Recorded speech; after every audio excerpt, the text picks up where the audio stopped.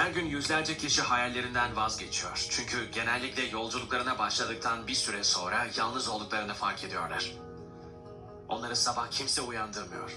Mazeret uydurmaya başladıklarında onları kimse zorlamıyor. Bir dönüm noktasına ulaştıklarında kimse sırtlarını sıvazlamıyor. Size karşı siz. Yataktan kalkın. Gerçekleştirmemiz gereken hedeflerimiz var. Kimse elinizden tutmayacak. Bunu hepinizin anlaması gerekiyor. Yaptığınız her neyse onda en iyisi olmak istiyorsanız eğer diğer herkesten farklı davranmaya başlamanız gerek. Her şeyin en iyisinin bir bedeli var. Gecenin körlerine kadar, sabahın erken saatlerine kadar mücadele etmekten, vücudunuzdaki bütün damarların size artık vazgeç dediği o yorucu günlerden geliyor.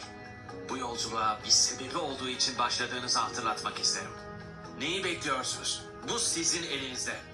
Ve hayatta ve bu yolculukta kimsenin gelip elinizden tutamayacağını ne kadar çabuk anlarsanız başarıyı o kadar hızlı görmeye başlarsınız.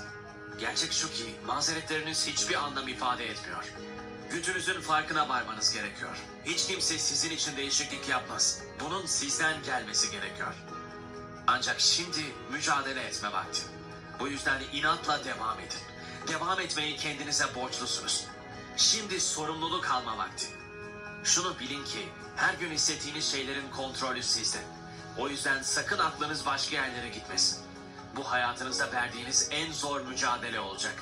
Gücünüzü kullanmaya başlayın ve günü öldürün. Eric Thomas'ın efsane bir sözü var. Herkes canavar olmak ister ta ki sıra canavarların yaptığı şeyi yapmaya gelene kadar. Başaranlar fazla uyumaz. Başarılı olmak için uykularından ödül vermeleri gerektiğini bilirler. Sabahtan akşama kadar Netflix izlemezler. Hayatlarını değiştirmek istediklerinde eyleme geçmek için o zamandan istifade ederler. Şu anda bulundukları yer için geçmişi suçlamazlar. Bu acıyı gelecekte daha fazla başarı görmek için bir ders olarak kullanırlar. Öz disiplini benimseyin.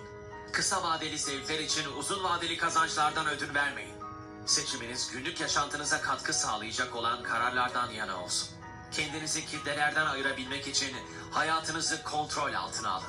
Kendinizin en iyi versiyonu olmayı seçin ve sizi gerçek potansiyelinize götüren o yolda yürüyün. Bu güç sizde. Hadi.